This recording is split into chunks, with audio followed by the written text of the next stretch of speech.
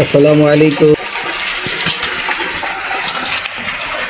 আপনি যদি কবুতর পালন করেন তাহলে এই 5টি ভুলই কখনোই করবেন না। এর একটি ভুলই আপনার কবুতর খামারের অনেক বড় ক্ষতির কারণ হতে পারে। ভিডিওটি শেষ পর্যন্ত দেখতে থাকুন, অবশ্যই বিস্তারিত জানানো হবে।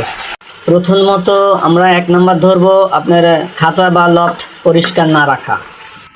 নোংরা খাঁচায় জীবাণু দ্রুত ছড়ায়, ফলে কবুতরের সর্দি, ডায়রিয়া, অন্যান্য রোগ হতে পারে।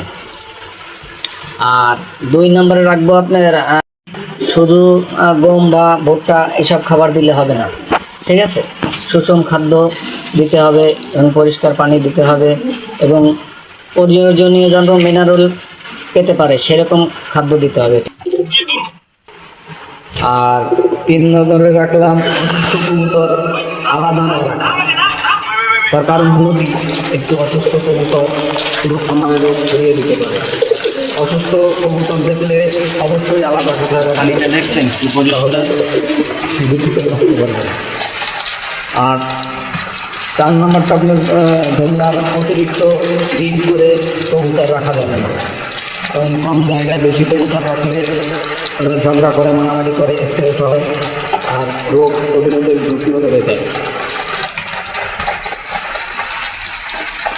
5 নম্বরে রাখবো আমরা হলো নতুন কবুতর সরাসরি আপনি কবুতর খামারে এনে ছেড়ে দেবেন না, কারণ বাজার থেকে আনা কবুতর 7 থেকে 14 দিন আলাদা রাখতে হয়, ঠিক আছে। আলাদা না রাখলে রোগ প্রতিরোধ পুরো খামার, দেখা গেল রোগের যে সমস্যা হয়, একটা কবুতর যদি রোগ থাকে আপনার পুরো খামারটাকেই রোগে আক্রান্ত করে ফেলাবে। এজন্য খামারে রাখা যাবে না, কিছুদিন বাইরে রাখতে বা যদি সুস্থ কিনা সেটা দেখতে হবে, সুস্থ পরীক্ষা করে তারপরে আপনি কবুতরের খামারে দিবেন। কবুতর পালনকারীরা যে 5টি ভুল সাধারণত করেন তার ভিতরে সবগুলা ভুলই আপনাদেরকে বলে দেওয়া হলো। অবশ্যই ভিডিও যদি ভালো লাগে লাইক, কমেন্ট এবং সাবস্ক্রাইব করে আমাদের পাশে থাকবেন এরকম নিত্য নতুন ভিডিও পাওয়ার জন্য।